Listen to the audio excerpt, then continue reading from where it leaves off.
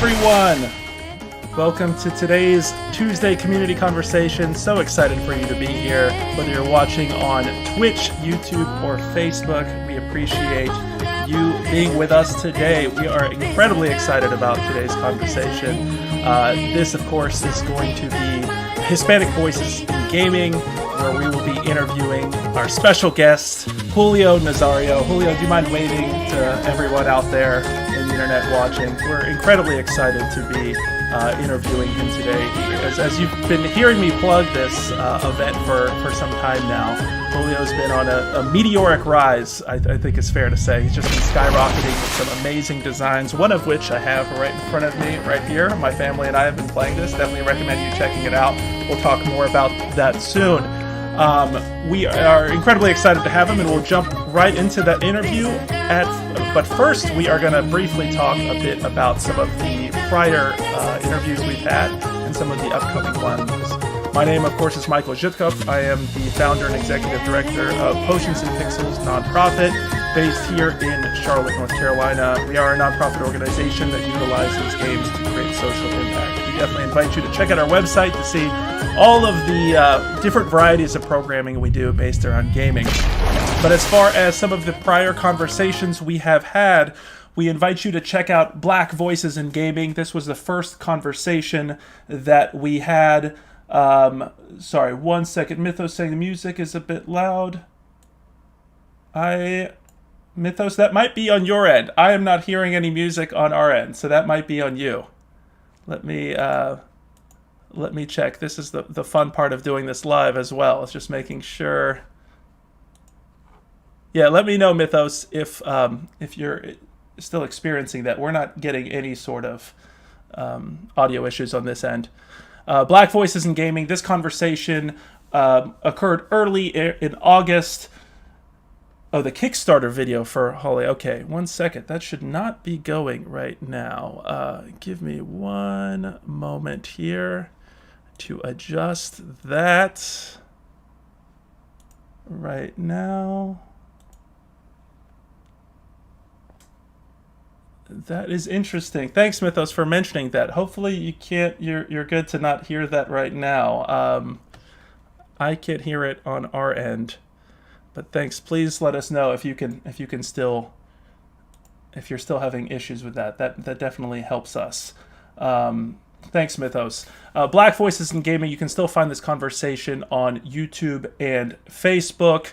We followed that up with a conversation, Women in Gaming, with our friends over at the Athena Alliance CLT. You'll notice all these conversations are sponsored by our good friends at Lowe's. They believe in these types of conversations, and we know you do too, so we are excited to have them as a sponsor. Make sure to also check out the Athena Alliance. We, of course, as if you're a follower of Potions and Pixels, you know we do a lot of events with them. The next conversation was custom game controllers, where we explored the art, technology, and people out there working on modding controllers and creating controllers from the ground up. In this conversation, we should also give a shout out to our sponsor, Red Bull, who threw in an arcade stick. So we appreciate everybody who participated in that conversation. It was incredibly lively. If you were there, the chat was lighting up with questions. We're hoping today will be similar as well. Again, that conversation you can find on Facebook and YouTube, still archived. Games to the Rescue was our opportunity to explore how games are being used to fight against coronavirus. Yes, indeed, outside of social distancing and wearing masks, you can also fight coronavirus by playing games like Eterna and Fold It. So if you're interested in that, go back and check out that conversation. We really had a great time with that. Then we went to Black Voices in Esports, which was a great opportunity to kind of explore the esports industry specifically from the Black perspective. And so that was a conversation me and these three gentlemen have had for quite some time, and I'm glad we were able to get that recorded and on the record for you to check out. And then we did 3 weeks where we explored LGBT voices in gaming. This, of course, was an opportunity to explore LGBT plus representation in the game industry, as well as discuss the game Tell Me Why, which, if you are unfamiliar with the game Tell Me Why, it is the first game from a major studio and publisher to feature a transgender protagonist. So we encourage you to explore that game. It is 3 chapters. Each chapter was 3 hours long. And after you're done playing it, definitely jump back onto our stream and check out the lively discussion that we had there. We want to give a shout out to the other sponsors of that event: Athena Alliance, Charlotte Gamers Network, and PvP Hub. Then we followed that up with history of the Charlotte fighting game community. The fighting game community, probably in most areas, is kind of one of the most hardcore gaming communities you can find, and folks that have been doing gaming events since the 90s, it is fair to say. So we wanted to pay homage to all of that history, all the people who came before us who were doing events in this community. So definitely check that out. And of course, today we have Hispanic Voices in Gaming with our friend here, Julio Nazario. So we are excited about that conversation. We have a couple more upcoming events to announce. If you missed out last week, you'll have noticed that we hosted an event with the city of Charlotte called Gaming for Charlotte, which was an opportunity to play the new game we designed for the planning department, which is called the Charlotte Future City Building game. So if you're interested in learning more about that game, it is available both digitally and physically. That event, while it was free, I guess we can still say sold out within a matter of a couple days. So we are going to be hosting multiple more events for you all. And you can see this one on November 18th is coming up. We also have Indie Game Club. This is our show where we explore the world of indie games. We stream on Mondays, and on Thursdays we discuss with a great group of guests. So if you enjoy conversations like this, we invite you to jump into that conversation happening this Thursday. This month we're going to be exploring a lot of different spooky games, of course, because it is October, Halloween month. Outside of discussing games, we love playing them too. So make sure to check out our online game nights, which while we have gaming going on in our Discord every day, Wednesdays and Saturdays are the main days for that. So definitely check that out. We play both video games and board games. It's a really welcoming community, so I encourage you all to jump into our Discord. And of course, we have a lot of Smash events, which we are we'll be making some more announcements soon. So I will save some of those announcements for later. But of course, you all are here today for Hispanic Voices in Gaming with Julio Nazario. Julio, thank you so much for being here. I really appreciate it. No problem, Michael. Thank you for having me. Absolutely. I'm thinking back to when we first met.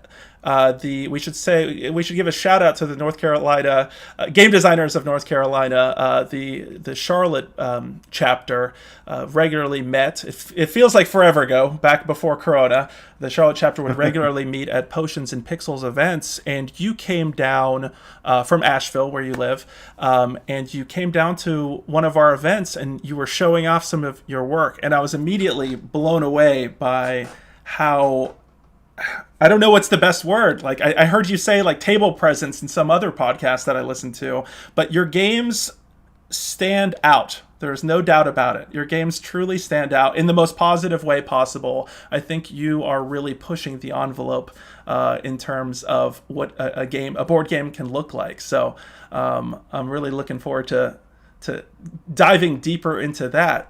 So I got some. Let's go straight into these questions, and I'll be showing off some of the games here at the bottom. Right there, you see Holi, Festival of Color. Please, for those watching on YouTube, Facebook, or Twitch, we love your questions and comments, so keep firing those away at us. We'll make sure to include those. But Julio, one thing I was quite surprised about, and I know we've talked a bit about this already. We were talking before the show. I've listened to a couple interviews with you on other podcasts, and I was surprised that you're relatively recent to the hobby of board games. Can you talk a bit about that and what brought you? How did you get into this hobby? Yeah, for sure. First of all, I'm originally from Puerto Rico, and board gaming is not really a big thing there. Besides Monopoly and Scrabble and all the mass market games that you can play anywhere. So I was always a video gamer. Mm-hmm. I always enjoyed playing video games since, I'm a Nintendo kid and all that. And while I was still in Puerto Rico, I was, studying in college to be a civil engineer. And when I graduated, I got a job full time in Tennessee, where I first moved to the U.S. And of course, the benefits of moving to a new place is that you don't know anybody. Mm. So gladly, I'm a big extrovert. So I just went to places where people got together, and one of Yeah. those was a local game store in Cleveland, Tennessee, Dice's Games and Paradise Games, and that's where I first found out about board games. The best thing of it was that I actually went to visit the store during the weekend where they were holding their yearly like convention. Nice. So it was a small local convention, and I was blown away by all these what board games can really be. So it was one of those things that I really got into it, and I really started playing them a lot. And this was back in 2016 or so. And a little after that, I would say a year, I started delving into the whole, I could make my own games type of deal because with my job as a civil engineer, I deal with a lot of roads and designing roads. And I was out. It's a funny story because I was out with a coworker on a timber sale. Mm-hmm. Timber sales is where you go and basically they cut the timber and haul it off and sell it commercially. And he was telling me about all these different types of trees, and I can't tell trees from leaves or anything. So he's like talking about yellow pine, black walnut, red maple, and I'm like, all these trees have colors associated with them. And I already knew about Catan and resources. There can be maybe a game in here somewhere, Yeah. and and that's kind of where my first game, Timber Tactics, my first design came into being. And essentially after that, it was just I kept having ideas and I kept working on it. Of course, one of the best things was the community, Mm-hmm. because the community was already there, and me listening to a lot of podcasts and learning from other people's experiences was a big thing to help me grow fast, I guess, and just start meeting with people and doing this as a hobby. I love that so much, and I'm gonna lift up your game here again. Control, which I'll say it. You might be too humble to say it or whatnot, but I'll say you can get this right now at Target, $24.99. Amazing deal. It's a great game, especially during these times to play with family. And I hold this up also not just to promote it because it should be promoted, but the fact that you recently got into this hobby, fairly recently, and then immediately went with such full force with so many designs, because I think it blows my mind. I have quite a few images that I pulled from your social media showing all the different designs that you have. I honestly think it's incredibly inspirational. And I say that because there are a lot of people, I think, in the game industry that I've talked to, and I'll throw myself partly in this boat, that get a little intimidated and have certain dream projects. There's several games that I have hidden away that I think are really good, but I haven't really gone full force with pushing them out there for whatever fear. It's not perfect, what have you. Did you feel at any point early on that, oh, I need to, the common things people say, well, I need to play enough games in order to be able to produce it, or my name's not big enough, or, whatever mental obstacles that you put out there. In your case, it doesn't seem to be that, but I'm very curious about that initial point where you jumped off and said, I'm going to do this myself. Yeah, I had a lot of different elements that I definitely went through as a new designer. One of them being, oh, it's my idea. I don't want anybody to know about it and until it's ready, right? Like Mm-hmm. you were saying. And also, oh, I need to buy art for my design.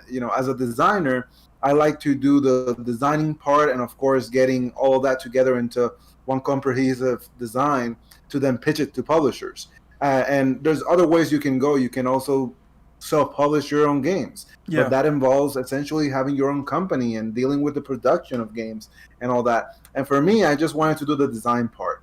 So for one of the things that I mentioned earlier was getting myself learning about the industry Mm-hmm. and what people thought of how things went and all that. And one of the first things I learned is that ideas in board games are a dime a dozen. Yeah. Having an idea is easy.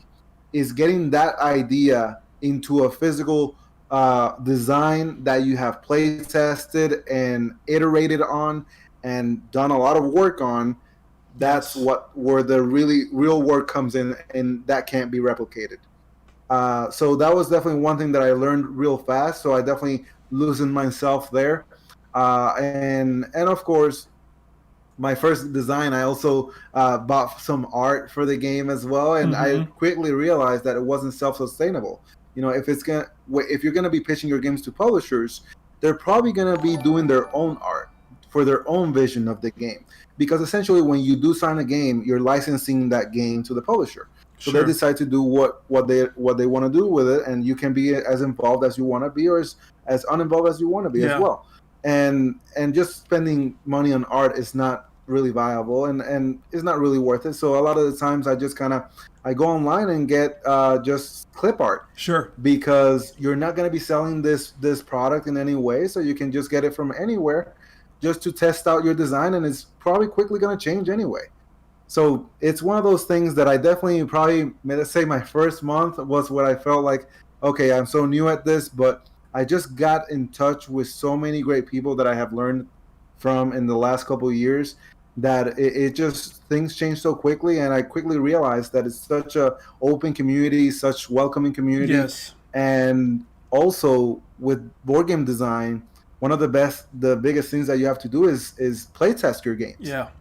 and For you need sure. people to play test the games. So you can't be protective of your designs in that way. You have to make sure that people test it and give you feedback on it that you can use to make your game better.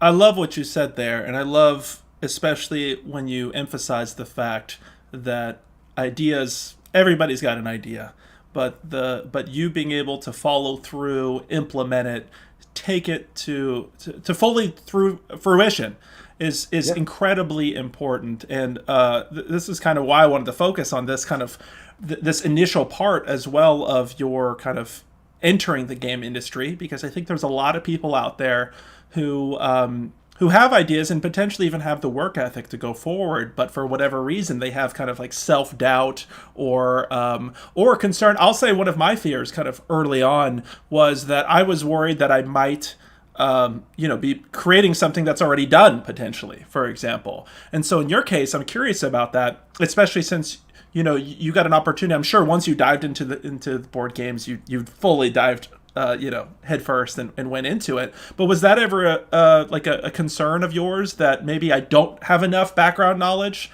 to make a game of this specific type? So it's funny because you said earlier that one of the fears was maybe not playing enough games. Mm-hmm. And I actually used that to my advantage in a way. Yeah. It is a double-edged sword because, of course, not playing a lot of games meant that I didn't have enough knowledge to have this path already made for me that I just had to follow. In that sense, I just figured, okay, I'll make my own path, and Yeah. and if something comes along that may be similar, then I can just diverge. But essentially, that was kind of one of the big things that with a lot of my designs, I wanted to have something unique to them. Yeah. And it can be either physical, mechanical, or thematic that makes the game different from anything that's out there. And there's a lot of really good resources out there that can at the very least you can check, is the name already taken, right? Sure. So if you find something that's name similar, maybe the game is similar in some way. And of course, if everything comes from here, right, it's never going to be the same as everything else. It may be similar, but at the same time, I just say you follow your own path and try it out. Ultimately, you're going to decide if it's going to be worth it to follow along with it, or just go to something different. Because that's one of Mm. the other things that I've learned, is that a lot of first designers treat their first game as their baby, and they want to protect it. They want to make sure it's the best, the most perfect game there ever is, or was, or Sure. will be. And that's not going to be the case. There's always going to be something wrong, and you always want to make sure to fix it, and it's not going to be that way. So what I do recommend, and what a lot of people do, is design multiple games at a time. Mm. A lot of people may not have the bandwidth for that. They just want to focus on one thing, and that's fine too. But a lot of the times you get inspired that way. You're Yeah. working on different designs and you're motivated to work on this one, and maybe you get blocked on one design, and you can't think of anything. But while you're working on another one, you think, oh, I just thought of this great idea for this other game that I've Sure. been blocked on for a long while.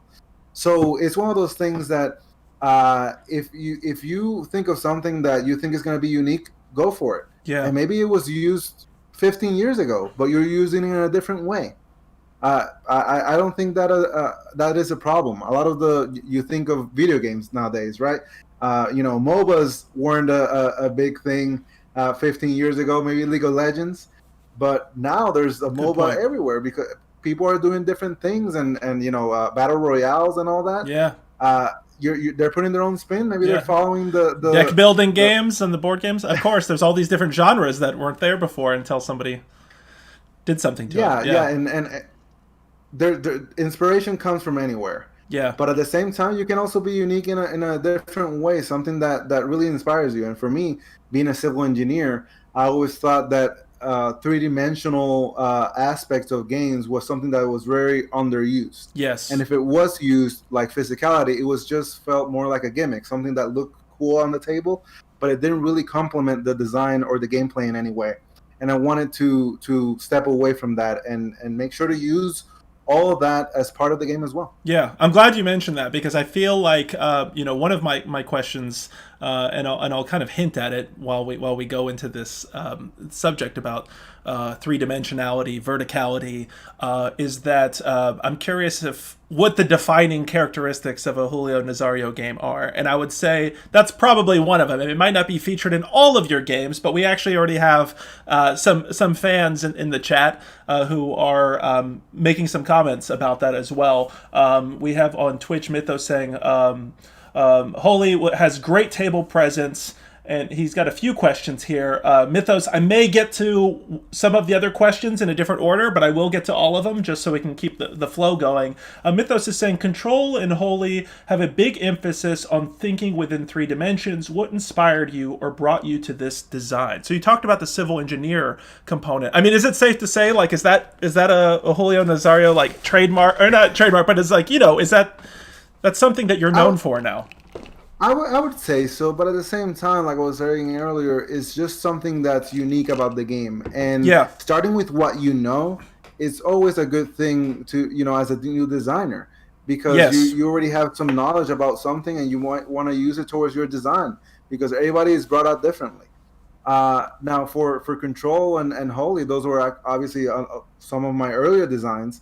One thing with board game design is that once you sign a game, it takes 2 years Sure. or more to come out. So it's been a long time since I designed those.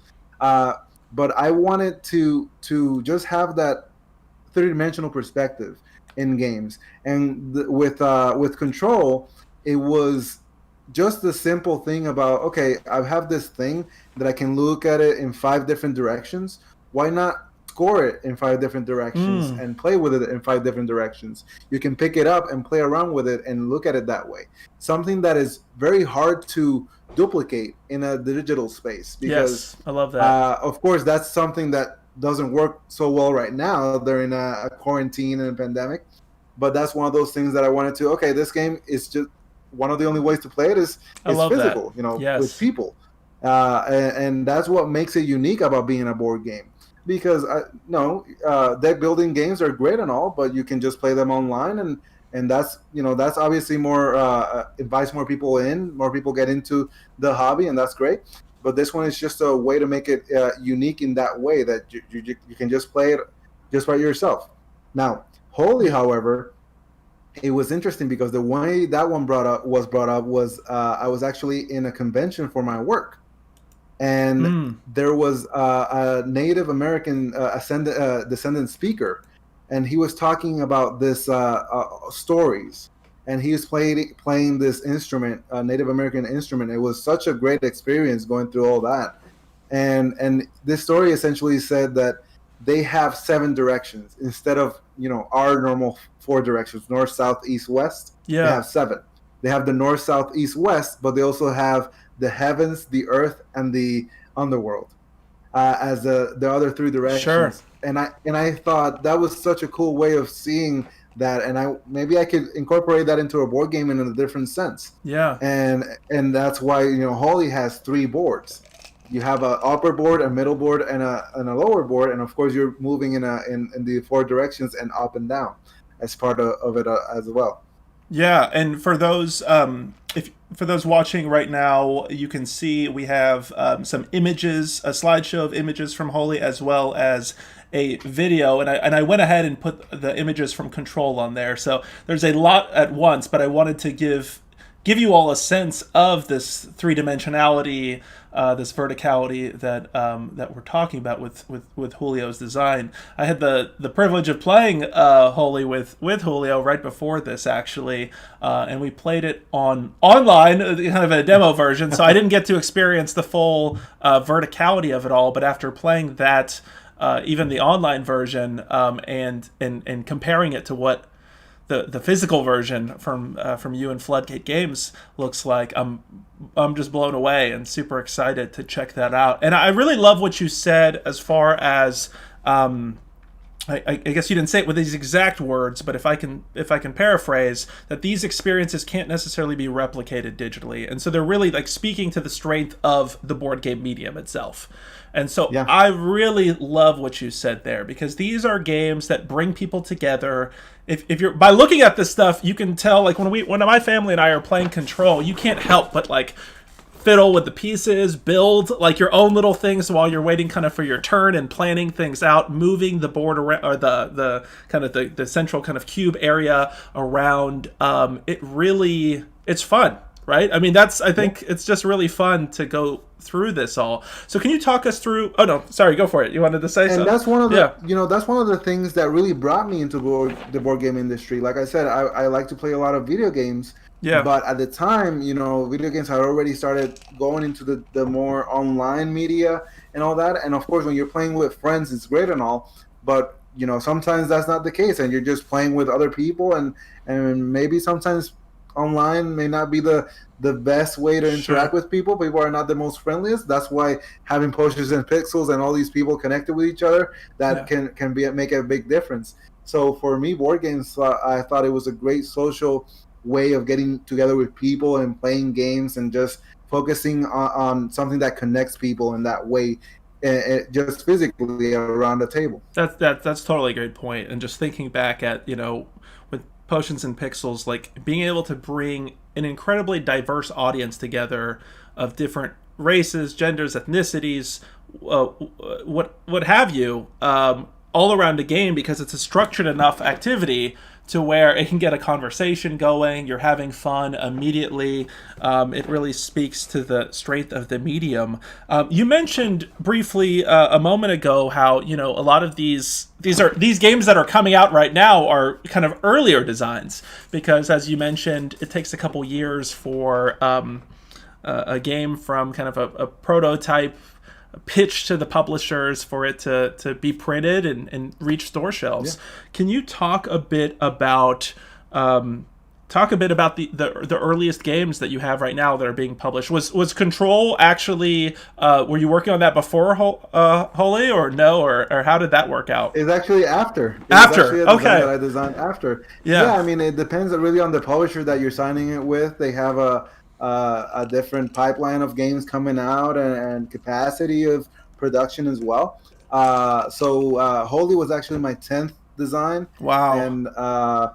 And Control was actually like my 21st, I think, or 22nd, along those lines. Wow. And it's just one of those things that it happens when it happens, but the whole process is very interesting because it's not just all fun and games, right? Designing games it's a very grueling process, just iteration and just going through all the changes, and sometimes just like you may be frustrated because something may just not work like you intended it to, or you thought it would. But one of the things is the fun of just creating something from nothing, right? Yeah, creation, absolutely. Right? Just kind of getting together getting on the table and cutting cardboard, cutting cards. Yeah, is something of an experience, right? And with of course with games that are very physical, it's also fun designing and coming up with how you can design those games. Yeah. Like for me in engineering, I enjoy solving problems. So that's kind of what you do with designing board games and just any game in general. And designing in general is solving problems and what's the best way to do it. So after you do that, of course, you got to play test your games and you're getting feedback from people and iterating. Mm-hmm. But at one point you get to a certain point in the design process that you're like, well, I think it's definitely getting there where I'm getting positive feedback in the mechanical aspect. People are focusing more about the negative of maybe how it looks and stuff like that. Something that as a designer you can obviously change through graphic design, but one of the big things is after you get to that point is making a rule book, creating the rule book and making sure that you're not going to be there when people are going to be playing your game. Yes. So you're not going to be explaining your rules. You want to make sure that your rules come across clearly. And as as a native Spanish speaker, I always wanted to design games that are language independent. And you can see that with Control. You can see that with Holi. There are games that are simple to play, but have some depth to it. And there's usually, besides the rules, of course, there's no reading involved throughout gameplay. Interesting. I like to focus on the colors and shapes as the main mechanism of interaction in games. And when you have these limits that may seem constraints, they definitely, that's where a lot of innovation comes into being.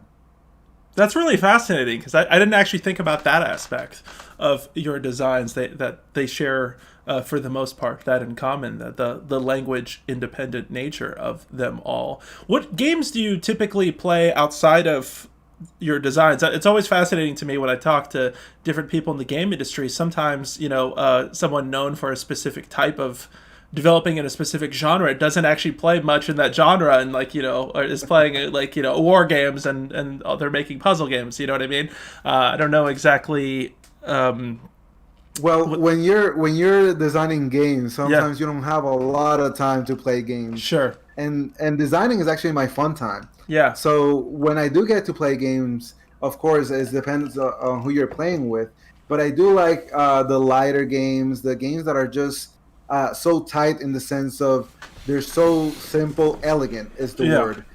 They're just easy to learn, but the complexity is there in the mechanisms and the interaction of the game. So something as simple, a game that a lot of people know about, Ticket to Ride. Sure.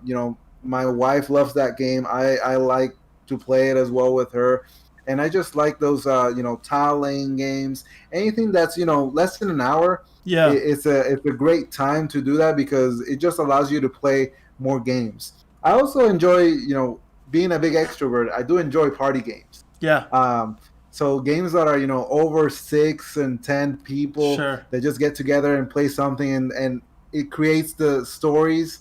Games that create stories, and you're like, oh, remember that time when this happened and all that? Yeah. I do enjoy playing those games, and those are the type of games that are definitely difficult for me to design because it definitely takes a different type of mindset to do that. But it doesn't mean that I just focus on one type of game. Sure. Again, I've got games like Control and Holi. I've got party games as well that I've designed, and I've got some heavier games as well that over 2 hours, hour and a half and stuff like that, because it's one of those things that there's so much going on in this industry, and you just want to have that experience. I want to try designing a game like this, but at the same time you don't want to force yourself to do it. For me, like I said earlier when we started, this is a hobby, and that's what really motivates me to keep doing it and working so hard on it, because it's fun. Yeah. And I don't think if it were like my full-time job, I would enjoy it as much, because when work and play get together, work usually wins Sure. over it a lot of the I hear times. you on that. But it's a balance. It's a balance, right? Yeah. I remember hearing you say that on a podcast that it sounds like your long-term goal isn't necessarily to do this full-time. You want to keep it as your kind of side hobby, that it gives you pleasure, and you're obviously able to produce a ton of content, so it doesn't seem like the time restrictions of your work are having an effect necessarily. Exactly. And I enjoy being an engineer, and as long as the hobby at this point is paying for itself, and I enjoy that. And just the getting together with people is the main objective here. Sure. Not just play testing games, but this new experience of people playing your game, So people awesome. that you've never met, it's amazing, right? Truly. So it is something that, if I can pursue that feeling again and again, I'll try it. But ultimately, I'm just having fun going through the process.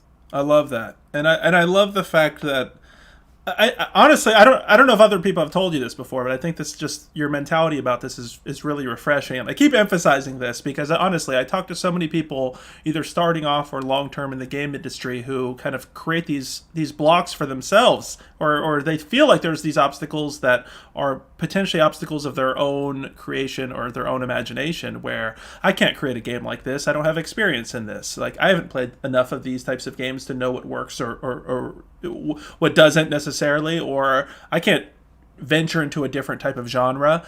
It seems like you, especially with this kind of mentality of this being, I think, a healthy mentality of this being your hobby, this is fun. Like, why not? Like, if I want to make a game about this subject, if I feel like I can do an innovative spin on it, like, I'll put my twist on it. So I love that. Yeah, and of course, it sounds easy to say, and it isn't, because Yeah, a lot of the times with something like this, it's still a creative industry. sure. Like, you like writing a book, and when you send a book to a publisher, there's rejection along the way. Same with board games. Yeah, Just because it's games, people are still, if you're sending it to publishers, they still want to make a business out of it. yeah, And if they see that the game doesn't go with their company, then they'll reject you. And there's a lot of rejection along the way, and that doesn't mean that I'm enjoying that part of it, yeah. but it's just part of the process. And of course, with everything going on, it piles on negativity and stuff Mm, like that. And even when games come out, there may still be negativity, but ultimately, it's just the process and the experience that you're gaining throughout it all. yeah. There's always something new to learn, and if you can use that experience towards making better things and making better experiences on the way, then go for it. I love that, and I definitely want to spend a good chunk of the conversation exploring your the path you took, the journey towards getting games published, your relationship with publishers, pitching, all of that, because I know you have a lot of knowledge that you've gained there. I want to read a couple more comments right here. Played Holi at Gen Con Online, immediately backed it. Love that. Question about, will language Thank you. independence be a staple for your games going forward?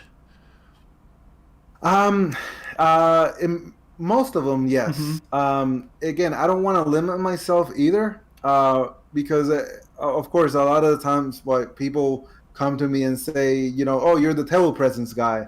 But at the same time, I just don't want to limit myself. Whatever, if I have a good idea, I want to pursue it, because that's what the fun comes in.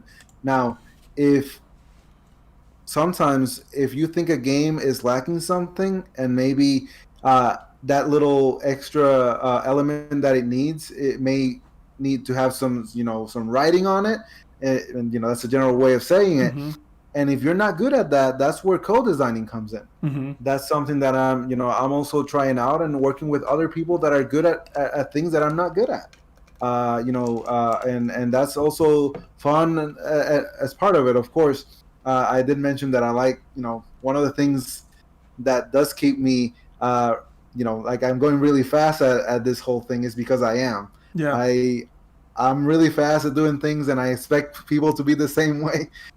So I've tried out co-designing with different people, and sometimes it works and sometimes it doesn't. It depends on, when you're working with other people. Sure. And of course, when it's something that you're just doing for fun, right? Yeah. It can get difficult. But that's where, like I said, if like he's asking, if I don't see that as a problem. I actually have some games signed that don't have a lot of language independent to it, but Mm-hmm. it is something that I always think about, and not just because it's solely language independent.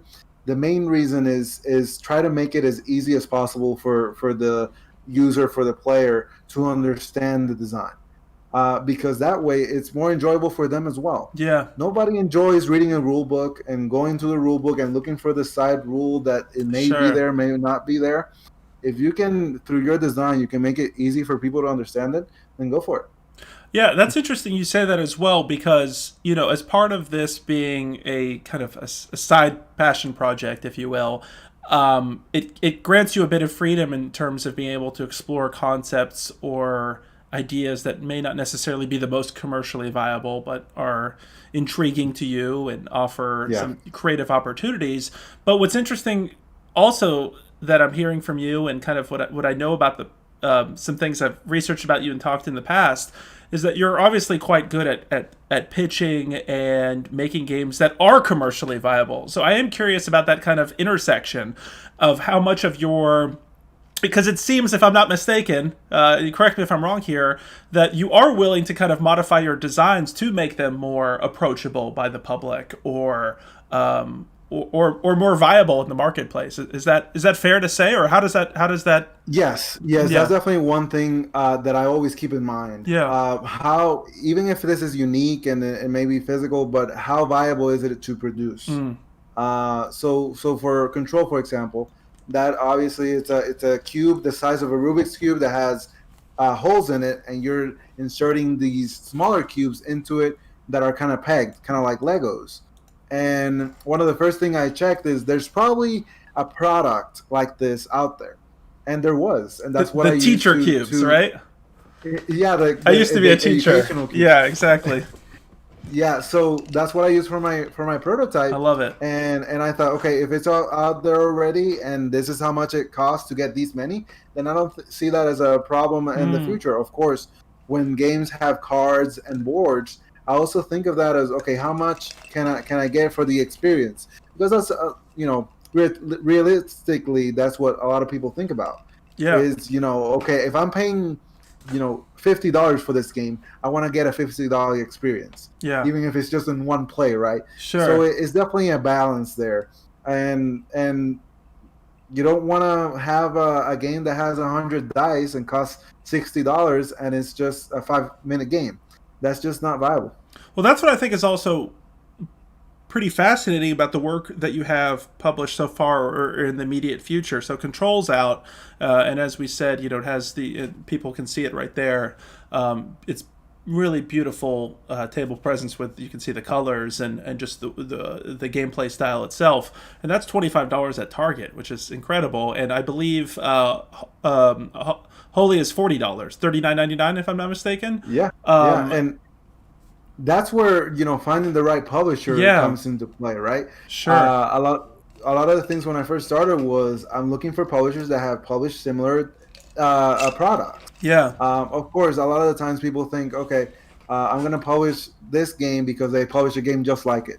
Mm, Uh, Sometimes publishers don't want to do that because that's just getting in the way of their existing products, right? They sure. want to have something that's different, but at the same time similar in the way, maybe the types of games that they bring out. And of course, for Pandasaurus, they've done some games that have plastics in them in the past, and they're all around. They have some complex games, and they also have some simple games, but they're definitely a good publisher to do. And it was the right call. Also with Floodgate Games, they have Sagrada, which is such a colorful and beautiful game that has that puzzly aspect to it, but it's a little complex, and that's what Holi is. Of course, it's a completely different game, Sure. but I It's like you can found. see it in like a curated family of sorts from the publisher. Yeah, for sure. And that's kind of where part of being a designer is doing that research Hmm. and searching for the right publishers that may fit that line. And there's a lot of them out there. And like I said, you will get rejected, and sometimes you'll get interest and be Hmm. like, oh, okay, they'll ask for a prototype to test it. And that's still another phase of the whole process, because ultimately they may play and decide not to go forward, Hmm. and that happens a lot. Uh, so it's just that's just part of the process. But you don't want to be pitching a historical 2 hour game to a publisher that just publishes party games, right? Yeah. It just doesn't make sense. You want to make sure to do that Do your research. research for sure. Yeah, and actually, we have two questions in the chat specifically about that, about the publish working with publishers. So let's get to one of those that came in earlier on. Do you feel that Floodgate Games worked a bit harder to get Holy based on their games Bosque and Sagrada?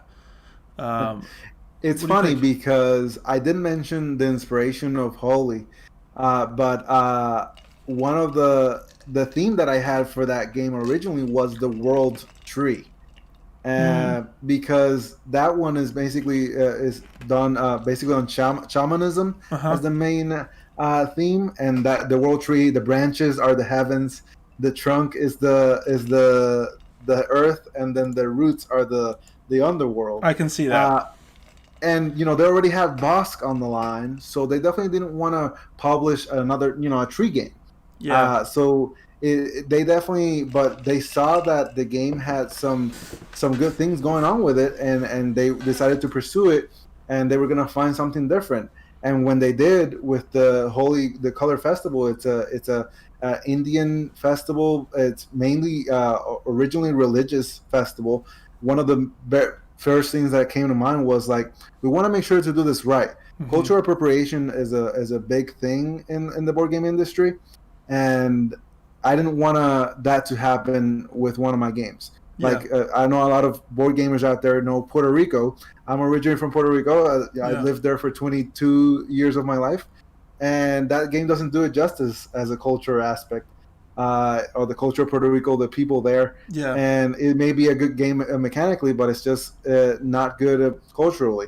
And I didn't want to do that with any of my designs. So for that, Floodgate did a fantastic job. They brought cultural consultants on it, cultural developers, and they definitely did the game justice for that theme. How did you feel? Well, it sounds like you were prepared for the idea, knowing with Bosk and having conversations with them that thematically things might change. But at some point, is there a moment where it's like, oh, I was really, I really wanted this specific theme, or I wanted to go with that, and maybe not even just with Holi, but with other games as well. I tend to think of your game designs as more mechanic first and kind of theme second, if that's fair to say. But again, that's not all of your games. This is just the ones that are recent. What are your thoughts about that when publishers do decide to early remake the early theme? on, yes, there's always, you have this vision for Yeah, your design that you want to, this is how it's going to be, and I'm so excited for it. yeah, But when Ben from Floodgate said, we're thinking about pursuing this holy festival, yeah. check it out, I was like, oh no, they're going to change it. But after doing some research, I'm like, I can see that. Mm-hmm. It's just one of those things that you have to be open to Yeah, change. Like when throughout your design process, that's gonna happen. Your first iteration of the game is never gonna be the yeah. same as the Good point. last iteration. And unless it's lightning in a bottle is perfect. Hasn't happened to me yet. I hear you. But for a lot of my designs so far, names change, the theme has changed. It's Sure. just part of the process, especially since you're signing this game off to a publisher. They're gonna do it justice for their company. Uh, of course, it's your design, but ultimately is they want to do it for their business decisions, right? They Sure. want to make money off this product, and that's going to benefit them, and it's going to benefit you ultimately. And they know what the industry is looking like, and they're going to make their decisions for that.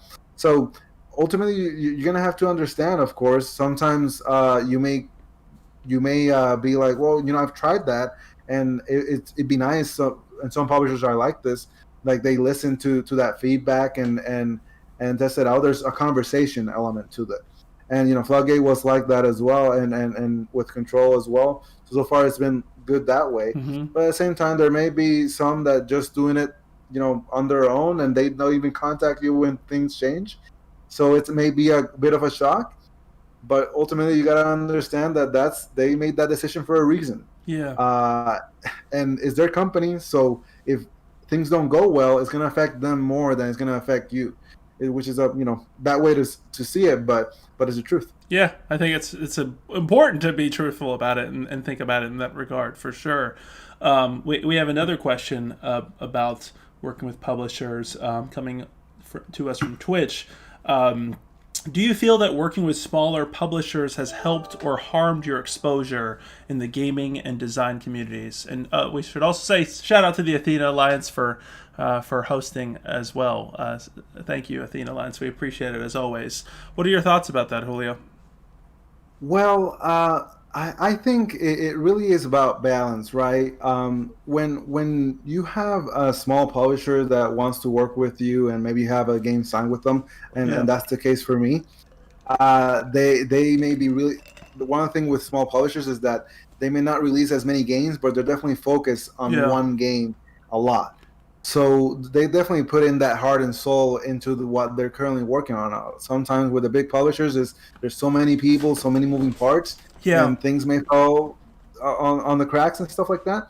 But with smaller publishers, it really depends. Like I said earlier, you're doing your research and you see one of the things I guess is I haven't really worked with a new person that said I want to my first game is going to be your game. I definitely want to make sure that people are serious Yeah. about what they're doing. I just don't want to do it blindly. Of course, as a designer, you also want to make sure that you have value in your designs as well. So one of the first things when you're signing a contract is that you want to get what's called a advance in royalties. So as a designer, you get paid royalties based off a percentage of how many games sell, or when a game sells, you get a certain percentage of wholesale or retail. I don't want to get into details on that, Yeah. but when you sign a game, I always ask for an advance in royalties, and this may be something from $500 to maybe $5,000. Mm-hmm. It depends obviously on the publisher and the type of game that you're going to be Sure. publishing. But this is essentially a stake in the process for the publisher. Yeah. You want to make sure that they're serious about this. They're putting money up front, They have skin in and the and game. exactly some Yeah. skin in the game. So if a small publisher wants to follow that way and they're giving an advance and they want me to be involved, of course, that's one of those things that with smaller publishers, sometimes designers are a little bit more involved in the development process, Mm-hmm. and of course, you want your game to be the best it can be. So that's something you can ask for. Of course, there's more flexibility Yeah. throughout that whole contractual process. You can be more involved, and they can they'll definitely take your experience and your point of view into account. Yeah. And it sounds like one of the reasons for that. It, I guess to clarify, it's not necessarily saying, "Hey, I want that upfront." I want that upfront money just to have that money. It's more so like this is a measure, this is an indicator that this publisher is serious and that they kind of understand the industry, how it operates, and that they're kind of they're sending you a signal as well that we're invested in this game and we're going to go the distance with it. Yeah, and it really depends because some people may just wanna they just may want to have their game out and work with a publisher and that they're okay Yeah. with that. I guess at this point, I definitely gone through different experiences that may not be the case. I have already spoken with some designers that have been doing this for over a decade, and one of the things is ultimately, like they mentioned, this is going to be your name in that game. Yeah. uh, are you going to be comfortable with this publisher or developer doing the work on the game based on their past performance and stuff like that? So you can always say no, Yeah. even if that's ultimately your goal is to sign the game, right, and get it published. But no Yeah. is always something that I have actually been approached by some newer people, and they've been interested in signing a game, and I'm like, I've given them actually some more of a development role in something that they've been working on, helping them through it, Yeah. and maybe depends on how it works out. Maybe I would like to work with them in the future. Having that professional relationship with Sure. people is also important, and knowing how they work it's definitely a big element in that you may want to work with them in the future. Yeah. Do you remember your first pitch and how that went, and can you talk a bit Yes. about that and how different that was to what your approach is now? So this is no indication of how things should really go. But my first pitch was actually 3 weeks after I started designing. That is mind Uh, blowing. because it was actually I was on one of the game stores that I usually went to, and one of the guys there actually worked at looking for games for a publisher. Mm-hmm. Uh, and he we just I had heard that he did that, And I didn't think of it as a pitch. I was like, I know you have a lot of experience with this, and I'm really new at it. I just want you to play it and tell me what you think, That's just wild. because I know it's gonna be some good feedback on Yeah. it. And he actually said, this is pretty good. I may show it to so and so, and he did. Ultimately, they ended up passing on it, but it was definitely a boost of confidence for me. Absolutely. That's awesome.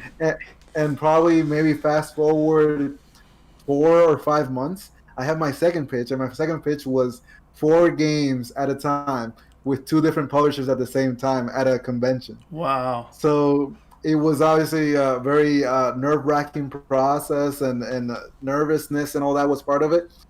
But ultimately, you're the person that knows more about your design than anybody. Yeah.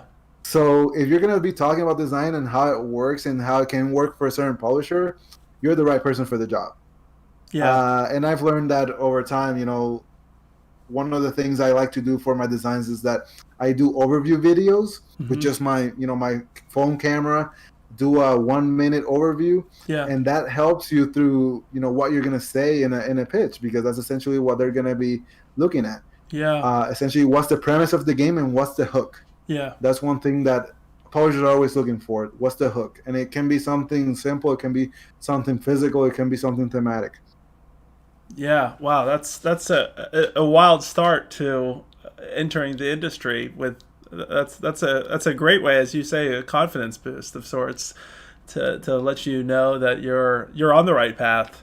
Yeah. That's awesome. I mean, what's also wild, and I'll put up some more of these photos here of some of the designs I pulled, some in prototype stages, I should say, from your social media. Is the amount of games you have created is pretty mind blowing. Do you have a count for how many games you've created at this Yes. point? At this point, I'm at 49. 49 games in how long?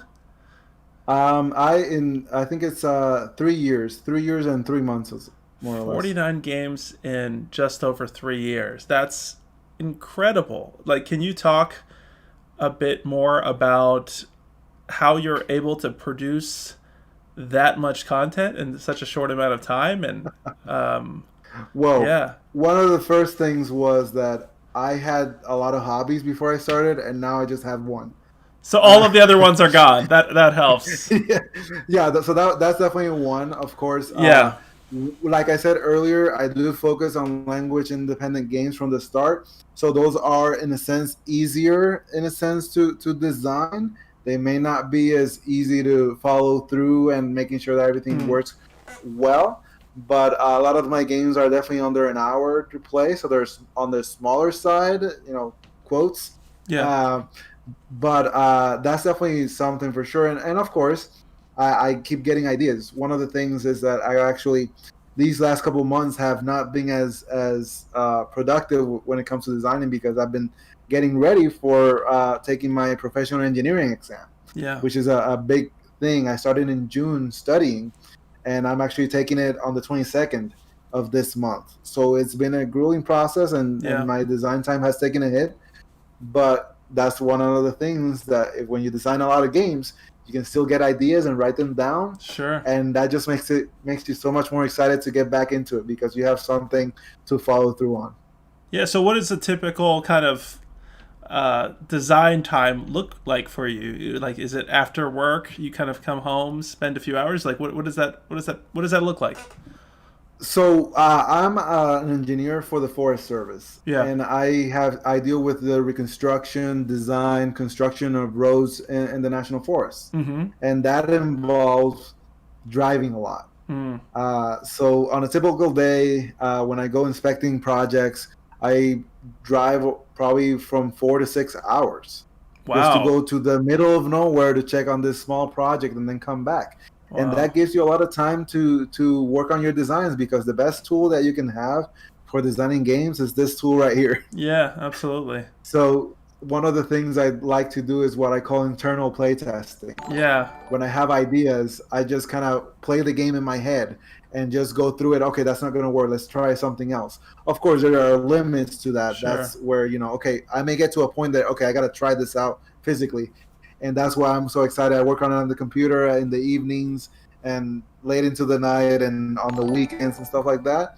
And when I got something, that's where having a good group to test it comes in. You Yeah. mentioned earlier Game Designers of North Carolina. That's a group I got in contact with fairly early when I started, and I started the Asheville chapter. Yeah. And there's a lot of people that there's always a design in somebody's mind. It's just getting together with the right people and trying it out and learning through the process. And when you can test your games often, that definitely helps you a lot because you can iterate after that. And of course, when I probably have out of all those games, maybe 20 of them are active. Hmm. So they're in different stages. So there's Yeah. always something to do. There's always something to do. Yeah, for sure. And I love that you're mentioning the game designers of North Carolina and the different chapters across the state. I'm sure with the knowledge you've you've gained during this time that you're able to kind of impart that wisdom on a lot of other people who are entering the industry or who have been gamers for a long period of time and finally get a burst of confidence to say, hey, I want to run forward with this project of mine and go forward with Yeah, that. it's funny that you say that because I hadn't really thought about it. I always Yeah. thought myself as the new guy Yeah. because I was less than a year. I had maybe 10 games designed, and I Yeah. was just kind of hitting all cylinders. But at this point, I've definitely got some experience. I can't say I'm new anymore, Yeah. uh, but I do have a lot of people reaching out and talking through this whole thing and asking questions because I was there, Yeah. and that is definitely something that's exciting. That's really awesome to hear. So once you get these games, like what's the you were saying earlier, kind of like you kind of get a sense of when you have something fun and you're ready to kind of to pitch and take it to the next level. How polished would you say your games are? I know from a graphical standpoint, you said most of that you rely on the publishers, and you want to obviously present something high quality, but you don't necessarily want to go all the way into buying artwork and making sure every component is Yeah, you want it to be good enough to be able to play test and show off the quality, right? yeah, and I think what I was saying earlier was more about visually is Sure. not as impressive. Now, graphically, graphic design is definitely an important component when it comes to board games and designing them, Yeah. because that's, like I said earlier, is one of the main gateways of people understanding your game. It's Sure. the equivalent of user interface Yeah. in digital media. So I want to make sure that whatever I have, it's easy to understand and play. So for me, I use a lot of different programs these days, but originally, and I still do, use Microsoft Publisher as the main program to use because I Yeah. just kind of get together a standard format for cards, and then I just fill it out one by one. And of course, this may be my only hobby, but I do this while I'm watching TV with my wife and stuff like Yeah. that, kind of on the background. Now, I definitely I one of those things that you want to have it polished Yeah. in a sense. You definitely want to have cards with handwritten notes and stuff like that. Some people that may work for them, but that for me, I definitely have a vision Sure. for the original design, and want to make sure to follow through on it. And one of the things that I with the whole pandemic and quarantine, I put myself on, okay, I'm obviously not going to be testing as much, so I want to make sure to get this time and learn a new skill for my craft. Yeah. And one of the things I got is a 3D printer. People don't really realize it, but 3D printers are actually pretty. Uh, the entry to them are pretty economical. Mm. You can get a fairly good 3D printer, entry level 3D printer, for under $200. That's amazing. Uh, so like a normal printer, and I bought one and I learned how to use it, how to do the 3D modeling for that. It's just using YouTube as a main way to learn things. Yeah. There's so many people It's that teach amazing. stuff online. You can learn, and that's one of the things that I thought it was going to help my design, and it did, because a lot of my designs have something that, okay, I think of this component, how am I going to do that, how am I going to buy it, where can I get it, and now I can make them myself. I So love that. that's that. If that can benefit your design, even something as simple as cubes, right?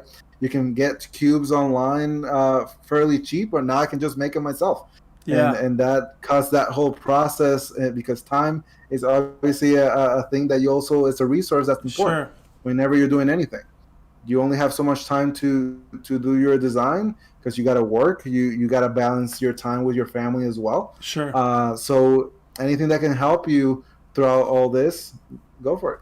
Absolutely. I love that. We have a question coming to us through Facebook. Michael's asking, how many designs are you working on right now? So you said 49 that you've created total. How many games do you focusing on right now that are in the works? I think I'm under 20 Wow. active right now. I have had ideas that I've written down. I just haven't pursued them because I have so much going on with my tests and everything. But yeah, I thought that once I got to 15 or so, is definitely there's definitely so much you can do. That's why I consider it active if I'm still I'm pitching it to publishers and stuff like that, Mm-hmm. because at that point you're just following through on conversations and stuff like that. One of the things with the board game industry is that they're fairly slow on Mm. communication. So you may pitch a game and it may take weeks to a month to get back to you, and then through an evaluation process it may take 3 to 6 months. So that game is still active. I haven't done anything with it because I'm currently waiting on this, so I'm Sure. working on something else.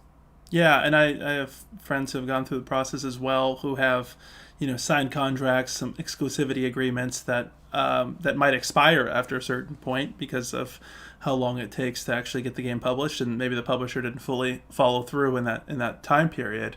What is your advice, I guess, for newer designers entering this process? Like, what should they be looking for on the contractual side? What should they be looking for out of like the publishers that they're talking to? You also mentioned, I think, an important part about it is how to handle criticism and how to handle rejection. And what do you do in those cases? Several questions there. You can So take them any way you want. yeah, no problem, no problem. So when it comes to designing, I do think that a lot of people have already gone through a lot of experiences, and they've shared those experiences like we're doing, like I'm doing now through this. And there's a lot of podcasts out there that people more experienced than me have talked through it all, and they you can learn a lot from other people's experience. There's a limit, of course, until Mm-hmm. you go through it yourself. But when a lot of people mention the same thing, there's probably some truth in that. Mm. So that's on that design part. When you're pitching to publishers, make sure that your game is to a state that you're comfortable with it, that you're happy with it in a sense. Happy is such a abstract word when it comes to this, because in a creative field, you're always striving for something Sure. more, something better. So for making sure that you have your game, you have your rules ready, that your rules have been play tested in a sense, or even people that have read through it and play your game. That's very important. Doing stuff like sell sheets. Sell sheets are just a one-page sheet that has all the important information about your game. Mm-hmm. The name of the game. How many people does it play? Yeah. How long does it take to play? What's the premise of the game? What's the hook? A component list, something as simple as that, because a component list can tell you how many cards I have, how Sure. a Production publisher, they have costs. experience in production, Yeah. so they know how much it's going to cost just by looking at that list. Yeah. So that is definitely something that's very important to hand out to publishers and send them when you're sending pitch emails. I mentioned earlier doing an overview video. That's a video is worth a thousand pictures, Yeah. as a picture is worth 1,000 words. So that those are also good as well. And when you do get to that point where you wanna you have the opportunity to sign a game, just something as simple again as there are some good resources out there.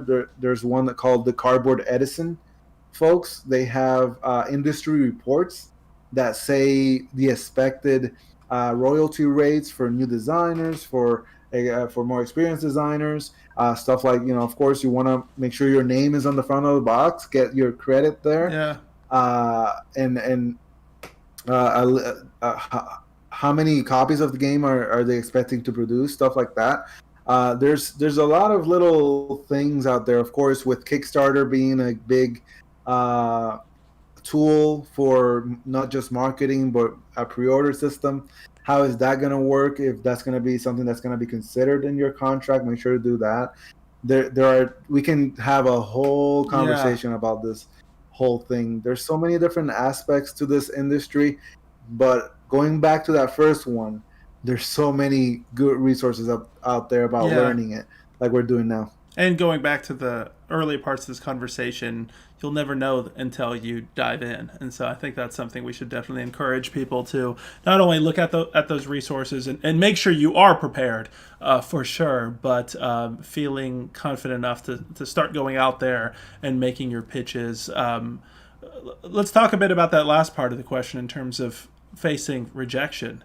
How has that been? What's your response like? I mean, it could just be as simple as a publisher just not being the right fit for them, right? Or it could be that they don't like the game itself.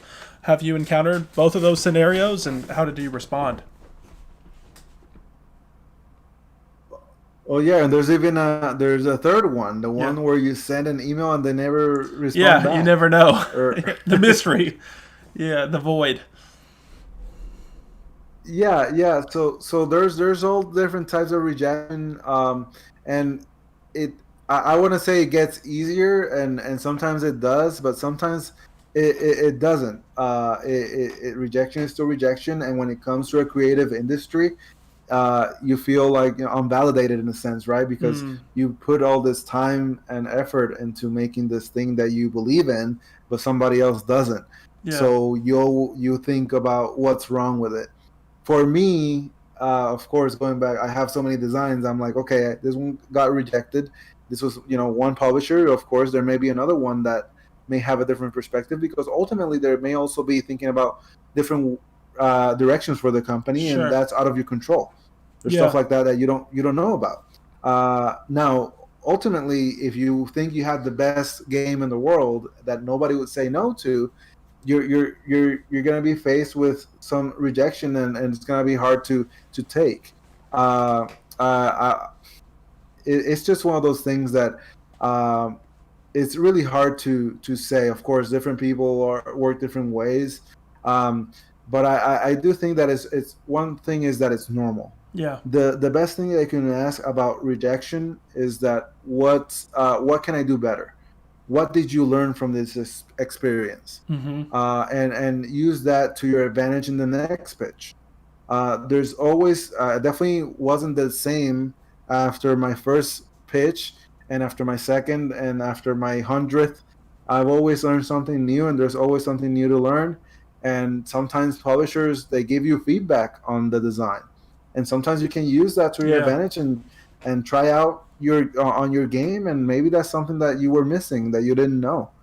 Um, so try to use that feedback and that rejection to your advantage. It's still gonna hurt, sure. but I would say just it is worth the journey. Yeah. And I think it also bears repeating something you said early on in terms of how supportive people within the industry are and playtesters and the gaming community. I'm curious if your experience is similar, but I would say from my experience, like talking to a lot of publishers and especially on the board game side, is that it's occupied by a lot of people who came into the industry with a passion first mindset and are interested in expanding the hobby. Of course, it's a business at the end of the day, and they have to make financial decisions accordingly. But for the most part, I've felt that it is quite supportive and not necessarily looking at people as just churning through people as statistics. Would you say that's overall been your experience? Have overall positive experience with Yeah, publishers? yeah, for sure. I mean, there's always some outliers, but Sure. ultimately, it is there's definitely some professionalism, and I that's one thing I want to bring forth is keeping your professionalism in the forefront, Yeah. because even if you have a game that gets rejected, they may still want to check your games in the future. Yeah, great point. You may have a game that yeah, that's something that came out and didn't work, but then you have this other idea and you want to work through it, and they may reach out. So one thing for me is that Essenspiel, which is the biggest board game convention in Europe, there it's actually at the end of this month, and some publishers, with all this being online now, they reached out and said, "Hey, we have all these slots for pitching. You've pitched to us in the past. We enjoyed that process with you. Do you have anything new you want to pitch to us?" That's awesome. So that opens up a door to you that you didn't know it's an opportunity. Exactly. Just creating that professional relationship is worth. Yeah, no, that's super important for sure. We have another question about this coming in through Twitch, saying, "Have you thought about joining Gamma and going to the annual trade show?" I haven't. I always thought of Gamma as a distributor and retailer publisher convention. Of course, there's still publishers and people that publish games, so it may be a good opportunity. Of course, and Gamma, it's held isn't held in Texas or. It's a good question. I can't remember. I don't remember where, but one of the things, of course, I Reno. limit myself to just going to. Nevada, yeah. Yeah. So with my design, I try to limit myself to places where I can go, right? And the East is a good place. I mean, we have Proto ATL in Atlanta. That's a couple hours from here. We also have Origins, which is in Columbus, Ohio. That's less than a day's drive, and Gen Con in as well. And there's so many opportunities out there that are within a day's drive. Yeah. There is definitely something that you have to think about. Staying at conventions, paying for that, and Sure. driving to those conventions and staying at hotels. It involves a cost, which is something that not many people have that disposable income. But one of the good things, in a sense, with this whole pandemic is that a lot of people are opening them up to doing digital Sure. Pitching, taking digital pitching and doing digital play testing and all that. So now's the best time to get into this whole industry. Yeah, I think that's a great point there. And yeah, your location shouldn't be a detriment, so to speak, to you getting involved in the industry. So I appreciate that advice for sure.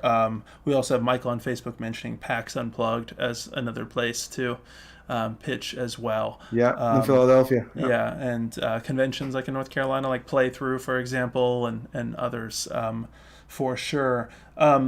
Well, I also wanted to spend some time talking about your heritage and how that plays a role here. Of course, this episode is called Hispanic Voices Gaming, and this is Hispanic Heritage Month. And I want to talk to you about that. The board game industry, I think it's safe to say, is a predominantly white male industry. And I'm curious about how you felt navigating it. Of course, there are people of color within the game industry. We certainly don't want to discount those, and there are even some incredibly famous individuals, such as Eric Lang and many others that we can't name. But for the most part, it still is a predominantly white male-dominated industry. What are your thoughts about navigating it, or just being potentially being the minority in the room in a lot of these situations? It is something that one of the things about that I really enjoy being originally from Puerto Rico is that in Puerto Rico, we're a combination of races. Yeah. So it's one of those things that I came with this mindset of that wasn't going to be a problem, and maybe it was, and maybe I didn't notice it. but as long as I had something good to show and some good perspective to bring, I tried doing it. I didn't let it stop me, and ultimately it may have helped me in a way because this guy that nobody's ever heard of came from somewhere that people don't know about, talking about something that people may want to know. uh, but I definitely think that it has helped me. My heritage and being from Puerto Rico, it's definitely just a simple thing of, okay, I speak a different language. That's my first language, and speaking a different language is just the way I see things that way. Yeah. I talked about it earlier, just how it goes into my design. I want to make sure that people understand this design by just looking at it, because Yeah. language can be a separation in a sense. And I want to make sure to have more people come into the industry like I did. Um, and I think that has been changing little by Mm-hmm. little. And as people like us that doing this kind of things that show other people that, hey, I can do this too, Yeah. because they look like me or they come from where I come from, and they're doing good at it.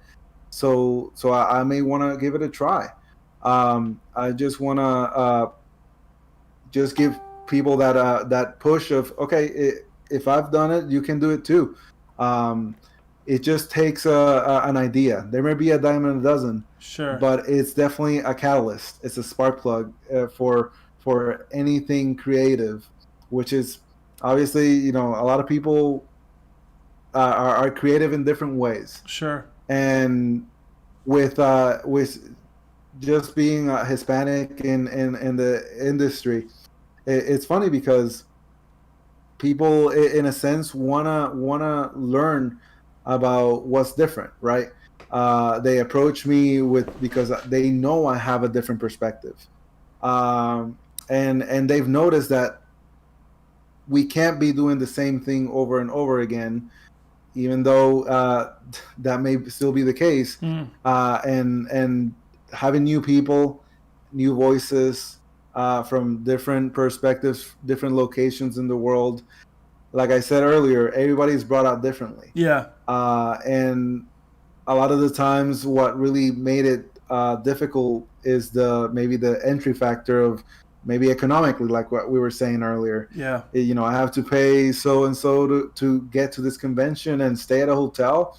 Uh, but that is something that is definitely being blurred with everything, a lot of the things going online.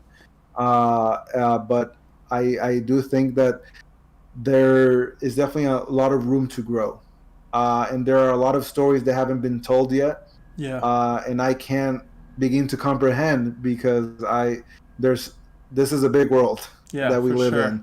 in, and there's a lot of great voices out there that are still needed to be heard. Absolutely. And in fact, we got a comment that literally just came in right when you were saying that sentence. We had several questions and comments. I promise we're going to get to these, everyone.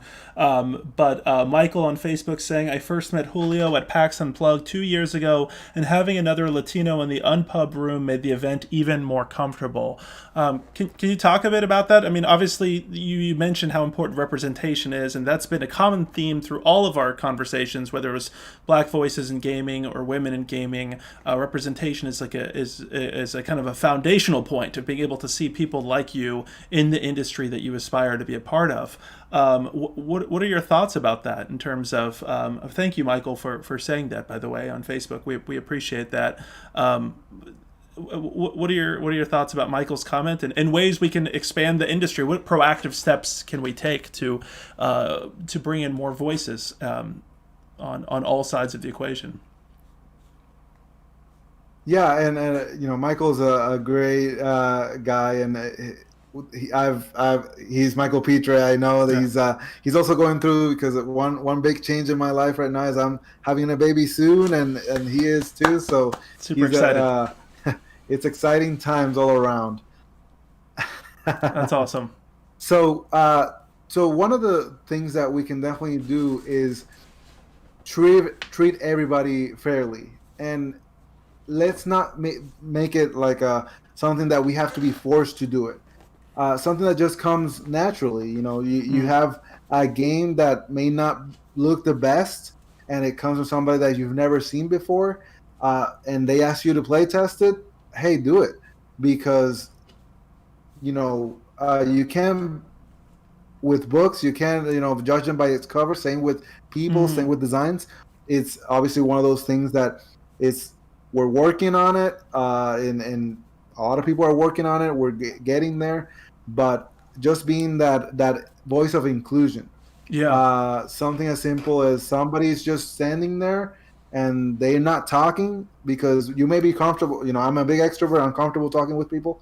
They may not be. Mm-hmm. So just talk to them and invite them in, because that's all it needs. And little by little, you can see that if somebody does that for you, they may do that for somebody else in the future, and you will do it to somebody else in the future as well. It's just a chain of events, right? For me, I I would say just that whole interaction with going to that board game store the first time. They were having that convention, right? Yeah. And it was one of those things that, hey, come on in, we're just starting a game. I haven't really thought of it until just now, but it could have gone very differently. If I would have just stood there and they would have kept playing and playing. I would Mm. have probably walked away because I wasn't just gonna stand around. So just being inviting Yeah. and come on, sit and play a game, or they have some feedback, listen to it, and have a conversation with anybody that wants to have that conversation. And something as simple as like Michael, I know I saw his game on the rocks on that unpub room, and he seemed like he had that Hispanic nature to him, and I just approached him and we started talking, and he just kind of came up, right, where are you Yeah. from and all that, and we just hit it off, and it was one of those things that you can just approach people deliberately, right, and just hear this story, Yeah. and everybody wants to be heard in a different way, and you can do that. I love that, and I love also what you said there in terms of just trying to be as inviting as possible. We're firm believers of that at Potions and Pixels, and trying to boost everybody in our community and in the game industry. And I absolutely love what you said there. I'm also curious on the representation side, not only in terms of who is making games, but then the types of games themselves. You mentioned Puerto Rico, which the game, we should say, which famously stood at the top of the Board Game Geek charts for a considerable amount of time, and is still highly regarded, from especially from a mechanical standpoint. But as you mentioned, it kind of fits potentially a kind of an older era of Euro games, especially where you would kind of come up with mechanics and then throw a name on them, right? I mean, there's a million of these kind of Macau, this, that. You can just kind of throw a region of the world, a country, a river, a name, what have you. Um, it sounds like you're obviously concerned that that doesn't necessarily represent the location or the people properly enough. Where do you see the industry? What room is there to grow in that regard, and what kind of experiences would you like to see? Yeah, it's definitely one thing that's been changing little by little, especially when the consumer, us as people that are buying that game, are calling out publishers for doing that kind of thing. Yeah, So something as simple as not doing the research of how things work in that culture, because I sure. know there's been a lot of Native American themes, either based in Canada or Mayan theme and stuff like that, that may be great mechanically. They just are not the best representation, and when people speak out, that's when Yeah. change happens. And that's the theme for this year as well. And if we just stay quiet, and things are not going to change. And it can be in a microcosm as in board games, as a worldwide in Mm-hmm. other aspects of life. And I think if when something like that happens, or even when you're designing a game, Make sure, like I said, do your research, and if you want to try a theme that you don't know anything about, make sure you contact people that do something that's consult with somebody, a friend, and this is where this is cool. People from different walks of life, and they may know something that you may not, and you Yeah. just want to pick their brain and stuff like that. Now, also, everybody has their own experience. Like, I know that me being from Puerto Rico, and specifically from Ponce, which is a city in the south part of the island, there's some great themes of things that I know about, and of Mm. course a lot of other Puerto Ricans do, but there's not a lot of us in the industry yet. Um, but I definitely think, okay, there's a lot of stories to be told here, and in cool ways. So it's actually a way to bring people knowing more about your culture through games as well, but in a fun way, right? Yeah. But when I see something like, okay, Macau, I want to. This sounds interesting. What's this about? Is this a country or a city somewhere, and then you don't learn anything about it. Yeah. So it was a cool game. I enjoyed it, but I think it could have been more. Yeah. And I know publishers go the extra mile and through a lot of their development process and try to integrate themes and cultures into that, and that's great, and that's what we want to see, especially with Holi. I'm glad that Floodgate did that, and I definitely wouldn't be as happy if they didn't, because it's happened to my culture, and I don't want it to happen to anybody else's culture. So just as designers, being pesky, Yeah. just kind of following up on that and being consistent with that, and not making it about you. Of course, if you want to use your own experience as a factor, that just makes it easier, right? Yeah. But when you are trying out something different that you don't know about, you definitely want to make sure to bring somebody to the fold and do it justice. Yeah. I love what you said there, and especially, I mean, obviously, with Holy and the publisher presenting, I guess, the theme to you, and you yourself not being Indian, I know you said that you had some reservations to it, and especially kind of with the religious connection there. But I think that also opens up and shows that there's a clear difference between appropriation and appreciation, and when done Yeah, appropriately, that's great. that you can really honor a theme as Yeah. best as possible. We have a couple examples here as well on Twitch. Mythos mentioning the red Native American meeples, and Lewis Clark is a big example. There's been several of those, unfortunately, where we've seen kind of like black meeples representing like slaves or whatnot, and it's a little tricky, because in some of those cases, it's kind of also the dichotomy between intention and impact, where a lot of times, even in some of these games, there may have been positive intention, but obviously it may have ultimately negative impact on the player. So those are important things to factor in to the conversation. We have a couple other questions, switching gears a little bit back here just to make sure I cover this stuff. The Athena Alliance is asking, does Julio participate in game jams? What do you participate in game jams? So I don't. I know that game jams are kind of like, there's maybe a theme, Mm-hmm. or maybe a time limit, or something to design a game and in a short amount of time, which is on kind of what I like to do, right? But a lot of the times I like to just work with what I have regarding my inspiration, right? So if I see, like, for example, for something like a game jam, or maybe I do participate in contests. Mm-hmm. That's another good resource. Like, I done the Haba design contest. Haba's a big publisher in Yeah, Germany for children's games. for I sure. won that contest 2 years ago, and that was a That's great awesome. experience. And but it is one of those things that it's not my cup of tea. But it may be for somebody else. There's a lot of people that do that, and it works as a good inspiration, Yeah, and just people love to be under pressure to do something. That's yeah, kind of what pressures that inspiration, right? But for me, it's just kind of one of those things that if I have an idea for it or some or are inspired to work on it, I do. But and mainly for contests, but I haven't participated in game jams per se. Yeah. Game jams are pretty cool, as you mentioned earlier, with those constraints, and creativity is oftentimes able to flourish under constraints. So definitely overall recommending of the idea of participating in game jams for newer developers especially, but for everyone for that matter.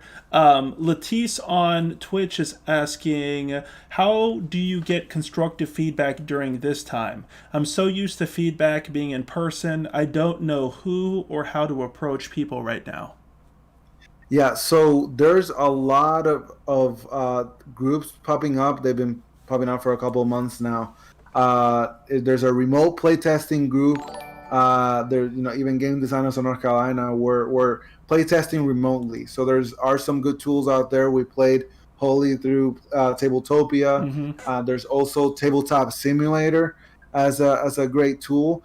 But if you're scared about working with these digital media, maybe something as simple as Skype and just Yeah. having an overhead camera on your table and playing it that way. Of course, there's a wall that gets in the way of that feedback, like they were saying, Sure. especially when you can't see people's faces, because as you learn as a designer that a lot of the great feedback comes from looking at players interacting with your game, and that is definitely lost sometimes through the digital media. So Mm. it has been harder. It has been harder for sure, but same. This is a constraint, right? Yeah. So a lot of people have been inspired to work on games that benefit through this playtesting Mm. media. So it is one of those things that there's always adaptation, and there's a way. Yeah. Something also as simple as we've already been through this quarantine for 7 months. People are starting to have their own bubble. Expand your bubble of people and just have people in your home that have been safe and just play test like you always do. So there's different ways of doing it, and at the same time, like I was saying, use this time to learn new skills. You're scared about learning tabletop simulator. Yeah. It may be at first, but it's not that hard. Once you look at a 30-minute video on YouTube, you can learn a lot. Yeah, it is amazing for sure. One of the questions I briefly mentioned earlier, and you sort of answered it, but I'd love to go back into it, was what are kind of like the signature. What is the signature of a Julio Nazario game? We talked about kind of how, for the most part, I guess it's one of those things like defining sports or defining games, where there's like multiple definitions, and this might capture this at the moment, it might capture this, but it's hard to encompass everything. So I'm not necessarily saying each of your games will definitely have these components to them, but it sounds like typically we're looking at something that's for the most part under an hour experience, easier to grasp, language independent, potentially like some sort of three-dimensional kind of way of looking at things. Again, not to limit things here, but I'm curious if you could add to that. Like, what are the other things that you would say that are common threads in your design?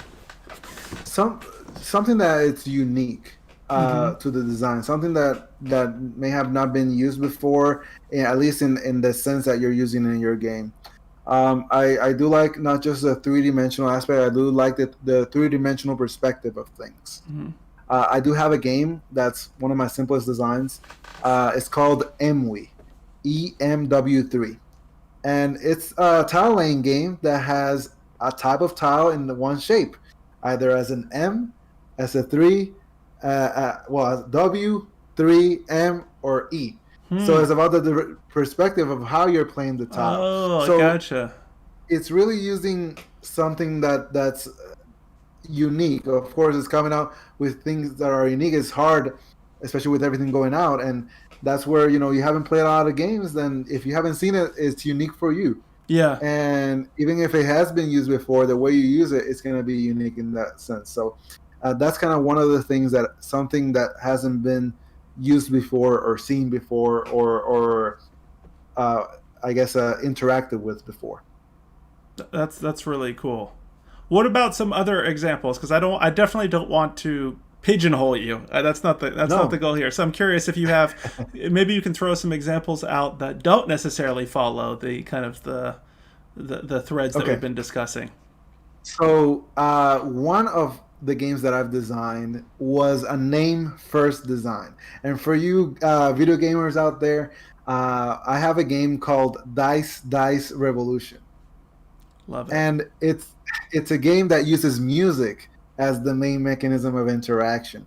And one of the things I started using when I first started designing was using all components in the game as part of the game, and this included the box. Yes. The box is such an underused component in board games, and it's usually the most expensive component in the game. And it's usually used just to protect the game. Sure. And this game with Dice Revolution, it all plays inside the box. Throughout every song uses it's a different way of rolling the dice and scoring them, because you're scoring them doing the sliding component inside the box. That's really cool. So using music as a thing, because through this what we're living in right now, there's a lot of combinations of different media, and using digital media to benefit your board game is something that has been coming up recently. Sure. And it's something that you may want to try around a lot. Of course, it involves more work and stuff like that, and it may not work out, but why not? Another one is I developed a dice tower that it was the board. So the dice tower was actually double-sided, so it worked on both sides. You put it on the top, and it came out the bottom. You put it on the bottom, and it came out on the top when you rotated it. So was that the design that you maybe brought to Charlotte? I'm trying to remember. I have to go through the yes. photos. Was that it? Maze Okay. Tower. Gotcha. That's Maze awesome. Tower it's called. Yeah. So the each side of the dice tower had a maze on it, and you're trying to get your pieces out of the maze, but as the tower is flipped and rotated, the perspective of how you're going to move changes. Yeah, that's awesome. So some stuff as simple as that, and like I said, with the even I have a game that has tiles that are translucent, and when you use translucent colors and overlay them with other colors, they change color. Sure. And that's a mechanism right there that I've used in one of my designs, and it's just there's so much stuff going on, and even I had an idea for a design that used mirrors and lasers, and I noticed that there was already some games out that used something similar to that. Only a few. I still followed it through, but Exactly. it didn't work out. But again, what matters is that you tried it out. Yeah. So magnets is also a fun one that I've been trying to deal with, and I have a game that uses magnets. It's called Yin Yang Checkers. So it's a take on an existing game, which is something that you can do too. Sure. But in this one, you're playing two separate games that interact with each other, because it's a magnetic board with magnetic pieces that they affect each other as you play on one side and the other. So many stuff that I've worked with, and I also have some other games that are just kind of fairly straightforward. Some tile laying games that are just kind of, I like to use multi-use cards. So you have one component that can be used in multiple ways. Yeah. Going back to that production factor of, okay, I have 100 cards, but I can do so much with just that 100 cards that this game feels like a $100 game where it only costs $30 type deal. Trying to work with your constraints. Right? I feel you on that, and I appreciate what you said about utilizing the box. This game I recently designed for the city, I wanted to save taxpayer dollars, so I made it so that the deck is double-sided. So every single card is completely unique, and so that way you don't have to have two whole separate decks. You can do a flipping mechanic in order to explore that. But I am curious with a lot of these games that are, for example, the Maze game, and some of these have, just looking at some of the pictures, I can show again the slideshow of some of the games in the prototype stages. I imagine some publishers are like, could potentially say we love it, but could be a little expensive to produce. In some cases, obviously, we were just talking about how Control is incredibly affordable at $24.99 at Target. But have you got that response before? A publisher said, "I love it, but I don't know if I can make it." Yeah, and that is sometimes where you learn Yeah. about that part of the industry as well, because you would think that of course but when you have people like Hasbro printing out stuff like that, that's a multi-billion-dollar company. Yeah. So it also depends on who you're working with, what their capacity is. But yeah, I definitely gotten rejections based on the productability of the designs. But that just makes me, again, I learned from that experience, Mm-hmm. and I even think of ways of making it better. I have had publishers reach out and say, I like this. I really enjoy the game, but this may not work like you intended to. And that's where back and forth comes in. They may want to work with you, and you're like, okay, let's work on it together and try to change it, even after if you haven't signed the game with them. Yeah. If they're willing to go through that process, and maybe something great can come out of something good. I love that. Because a lot of the times publishers are looking for something at this point that's great. Good games sell, but Mm. great games last. And that's definitely something that when you have physicality, it's definitely a factor there that they want to make it be worth it as part of the game. Sure. So let's talk a bit with the time we have just about like where you're going here in the future. I mean, you already have controls out. Holy is right about to be out, right? Yeah, I think it's coming out at the end of this month or Yeah, early in November, so it's right around the corner. yeah, and I believe I saw it is available for pre-order as well. $39.99, if I'm not mistaken, is the MSRP. But of course, you might be able to find it potentially on other game websites as well. I'm curious as far as what other games, as much as you can talk about it, because some of this is obviously under wraps. But what other games do you have that are already in the publishing pipeline, and what's the next game we're going to see after Holy and after that potentially? So it's definitely hard to say, Mm-hmm. because one of the big things with the whole pandemic is that it's definitely pushed publishers to just focus on what they have and what works. Mm, So sometimes their pipelines have changed based on that, so they may be focusing on things that people already know. yeah, It's harder to take a risk with what's going on right now. I definitely have some games, maybe two or three coming out next year.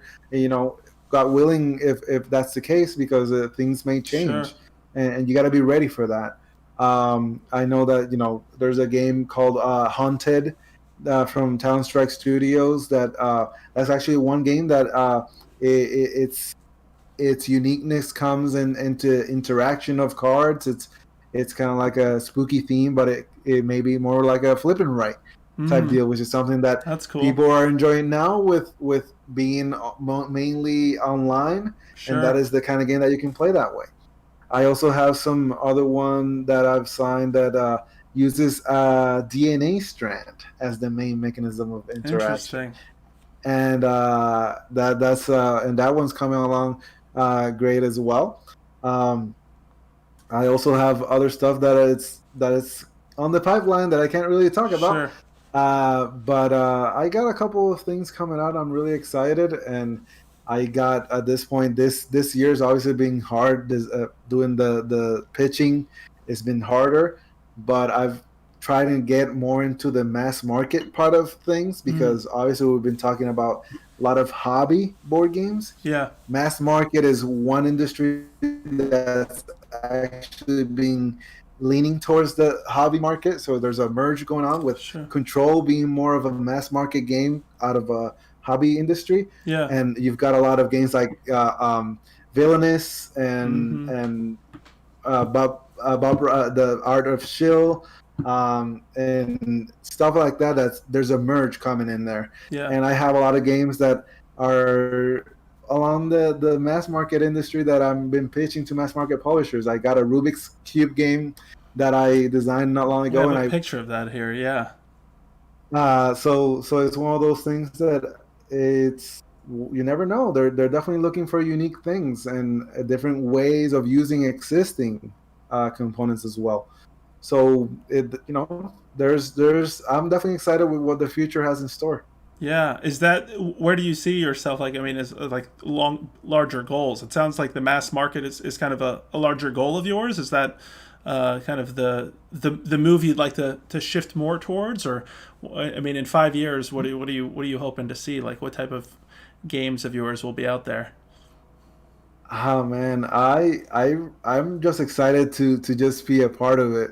Yeah, I just want to have my goals be just keep doing what I'm doing it and doing it right because it's obviously working. yeah, So I think touching getting into the market that I haven't tried before, mm-hmm, and I think it's a good opportunity to do so. There's definitely a lot of my games lend themselves towards that market, mm-hmm. and it's something that I'm always excited to try out new things. Sure. So we'll see what happens there. Are you at all surprised about how well things have gone? Like in terms of just like it. I mean, I think it's fair to say. I mean, you've as I said at the top of the conversation, like this has been a rocket ship. It seems like your stuff has gone really quick, and obviously that's not to discount the fact that you put in a ton of work. And I think hopefully this conversation illuminated that for those who are listening, who are prospective game designers, that a lot of work goes into this. This isn't just something that just like happens like that. But in your case, obviously it happened in a short amount of time overall. Is that surprise you at all? I think it was more along the lines when people spoke to me and told me that things are, it's definitely different. Mm, I was more along the lines of just looking that path and just keep going and not looking mm, anywhere, just keep going and doing what I liked. I guess, of course, I was excited when I first signed my first games under a year when I first started. So it's something that there's a lot of people that have been doing it for many years and haven't gotten a game signed. But for me, I didn't want to, in a sense, just meddle on the fact that it's. I guess I'm being successful in a sense mm, because that can change at any point. mm, Even now, I know that as easy as it came, it may go because I may have to shift focus on other things in my life. mm. So it's just again, I'm just focusing about the on the fun part Yeah. of it. Again, I like to use my time this way, and it's working out not just as a hobby, but as a potential side job type Yeah. deal. But it is something that, of course, I don't want to focus on because it may just change my perspective Mm. and so yeah, it's just something that it surprised me, but at the same time, I didn't let it surprise me Yeah. in a sense.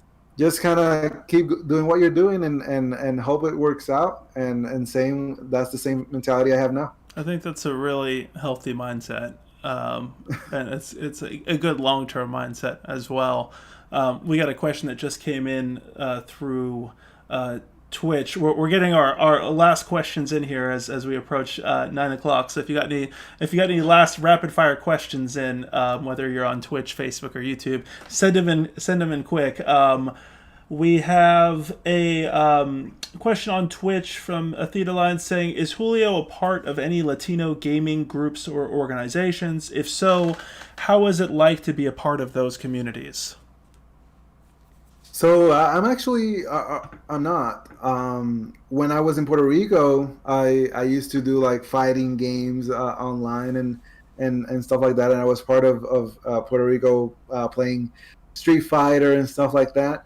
Now, with the board game industry, it is definitely something that's fairly new in Hispanic gaming culture. Of course, there's a lot Hmm. of Hispanic people that play them. Designing it, it's another matter. That's why I'm here as well, Yeah. because there's definitely a need for it, and there's room for it to grow. There's a lot of people that may be thinking about it, but they don't know about anybody that's doing it that knows them and stuff like that. And I know there probably are. I just it's one of those things that I always try to not have this whole wall mentality of, if this person looks different than me, then it won't work the same way. Mm. I just try to treat everyone equally, even though it may not be the same treatment towards me. Um, it is a good point. If anybody wants to reach out and start something like that, I'd be happy to be a part of it as well. Great. Yeah, I'd be curious. One of the co-founders of the Athena Alliance is a Afro-Latina woman who actually spoke on a panel, I believe, just a few days ago or last week, and she might have a lot of good insight. I should definitely connect the two of you Awesome. Yeah. together.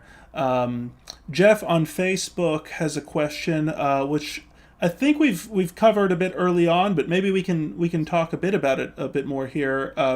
Jeff is asking: many designers have a mechanic or theme that repeats in many of their designs. Do you have one or more? So we talked a bit about some of the. Was there any other kind of components outside of the three dimensionality, the kind of abstract, language independent, shorter kind of term games that unique? I think is the term. Well, one thing that he said that jumps out, I guess, if you really think about it, Control and Holi are both area control games, Yes, right? true, absolutely. So area control is definitely one of those mechanisms that can mean many different things and work in many different ways. So I definitely use that mechanism a lot in some of my designs. That's one that a lot of Mm-hmm. people know about, and that's one that is represented in some of my designs. Yeah, no, thank you, Jeff. I know he mentioned just getting here, but I appreciate you asking that question because that is, I'm glad, Julio, you got to mention about area control because that is another kind of theme there. You did mention, however, that you enjoy a lot of larger party games as well, and But I enjoy playing them. They're yeah, just really hard to design that was because going to be my of the question. elegance. Is So the elegance of them because they're just so simple for anybody from 5 years old to however many years old can understand and play them and have fun and create stories. So it's definitely one of those maybe as a design goal, having a really good party game that can be played by anybody and have everybody can have fun. yeah, any specific examples of party games you personally enjoy playing with friends and family? Yeah, yeah. So there's one that came out last year. It's called Just One. Mm-hmm. It's such a simple premise of, okay, there's a card that has 5 words on it, 5 words, and it has number from 1 to 5. You can't see the card, and you just show it to everybody and say a number. So let's say the word was Dracula. Mm-hmm. You don't know that, but everybody sees that it's Dracula. And they have to write a word that is related to Dracula. However, when there's a lot of people, if somebody writes blood and somebody else writes fangs, and then the third person writes blood, when they show that not me, to everybody else, the people that repeat words have to delete the word. And Yeah, then they show the remaining words to the person and they have to guess what that original word was. So I just explain it in less than 30 yeah, seconds and you know how to play it. yeah. Something as simple as that. And I think one of the secrets to that kind of design is using the player's mind as a Mm-hmm. mechanism of interaction, and that is definitely something very difficult to design around. And it's definitely not my way of thinking things, but you never know. Again, I'm still young doing this, so I still got a lot of designs ahead of me. Yeah.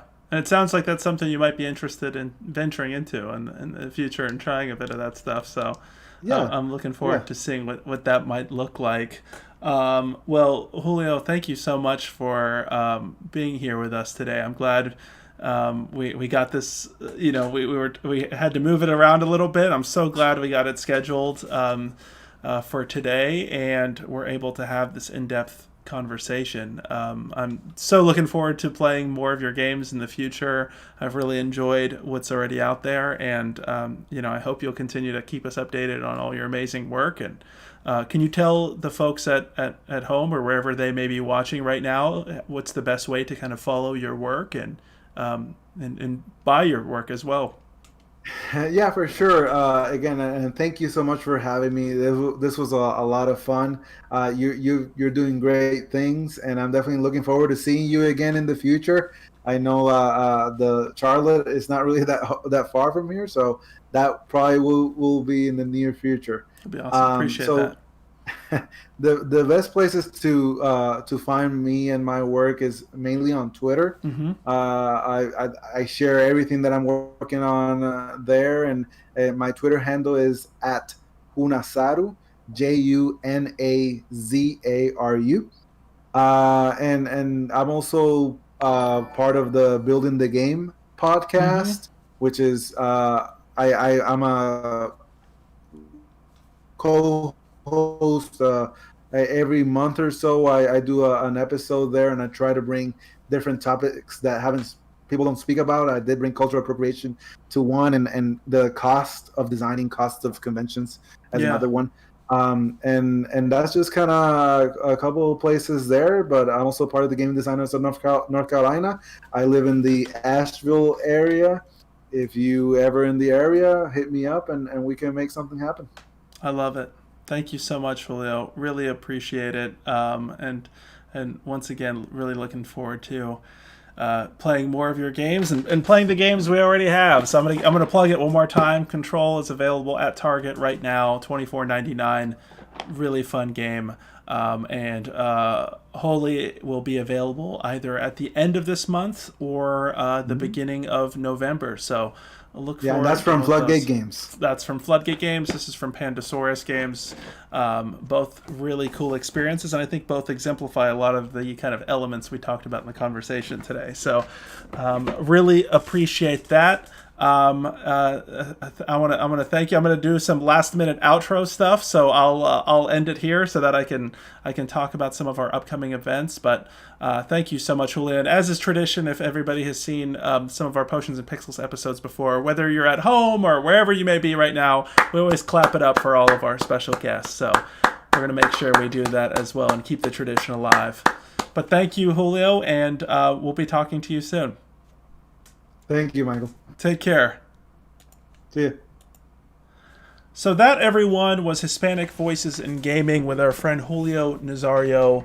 We absolutely loved talking with him, and hopefully you enjoyed the conversation as well. You can find these conversations as we stream them on Twitch, YouTube, and Facebook, and they're archived on Facebook and YouTube. If you are unfamiliar with our activities and encourage you to check out Potions and Pixels. We're a nonprofit organization based out of Charlotte, North Carolina. We focus on utilizing games for social impact, and thanks to our supporters at Lowe's, we appreciate their sponsorship. We've been able to bring you a wide variety of different conversations, including, as you can see here, Black Voices in Gaming, which, again, all of these conversations are available on our Facebook and YouTube page, so encourage you to check those out. Women in Gaming with the amazing folks over at the Athena Alliance CLT. If you're not following them, make sure to jump on that right away. An amazing group, an amazing female-focused gaming organization that you should definitely check out. Custom Game Controllers, an opportunity to explore the art, technology, and people behind new game controller creation and modding. And we want to also give a shout out to our friends over at Red Bull, who threw in a game arcade stick as part of their sponsorship as well. And of course, thank you to Lowe's again for sponsoring all of these conversations.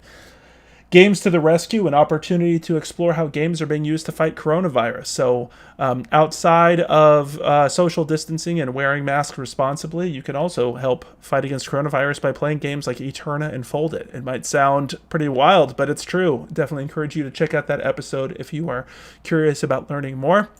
Black Voices in Esports, great opportunity to explore the esports industry, and especially Black Voices within the esports industry. So I encourage you to also check out that conversation. We then followed up with a series on LGBT plus representation in the gaming industry. We want to again thank our friends over at the Athena Alliance, Charlotte Gamers Network, and PvP Hub for helping this event come to fruition. This also included a conversation about the game Tell Me Why, which, if you are unfamiliar, it's the first game from a major studio and major publisher to feature a transgender protagonist. Definitely encourage you to play through the game's 3 different chapters, each about 3 hours or so, and then check out our conversation if you want to explore that further. We follow that up with history of the Charlotte fighting game community. The fighting game community is probably, whatever city you're in right now, it's probably one of the most devout groups imaginable, and I think it's important for us as we move forward with events in this digital age to kind of honor and pay homage and respect to those who have been carrying the gaming flag in our community for so long. So definitely appreciate that. And of course, Hispanic Voices in Gaming today with Julio. We have an event next week, which we will be announcing soon, focused on cosplay. So we encourage you to check that one out. That'll be coming up this Tuesday, same time, same place, 7 p.m. Eastern Standard Time on Twitch, YouTube, and Facebook. We also encourage you to check out our upcoming event in November that we are hosting alongside the city of Charlotte. If you are not aware, we created a game for the planning department of the city of Charlotte, and you have an opportunity to play it right now, actually. It is available in a digital format on Tabletopia, but you can also get a physical edition at the end of the month. The event, while it's free, it's sold out, or I guess we should say the RSVPs filled up within a matter of days. So we're going to add additional events, and so you can join us and play the new Charlotte Future City Building game with your neighbors on November 18th. Make sure to register if you're interested, because there are limited seats. Of course, Indie Game Club is also happening this week. We play the games on Mondays and discuss them on Thursdays. So if you enjoy in-depth discussions like the kind you heard today, I definitely encourage you to check out Indie Game Club. And then we also, outside of discussing games, we got to play them as well. So on Wednesdays and Saturdays, we have game nights where we play a variety of video games and board games. Encourage you to check that out. We also have the Potions and Pixels online league focused on Smash Brothers, which we'll be making some more announcements about soon. But before we leave here today, we are going to continue our tradition of rating the channels of our friends. So I see that a guest on Indie Game Club is on right now, Tempest636. So stick around for a moment here so we can raid Tempest's channel and send him some love. Make sure to give him a follow and check out this next level StarCraft gameplay here.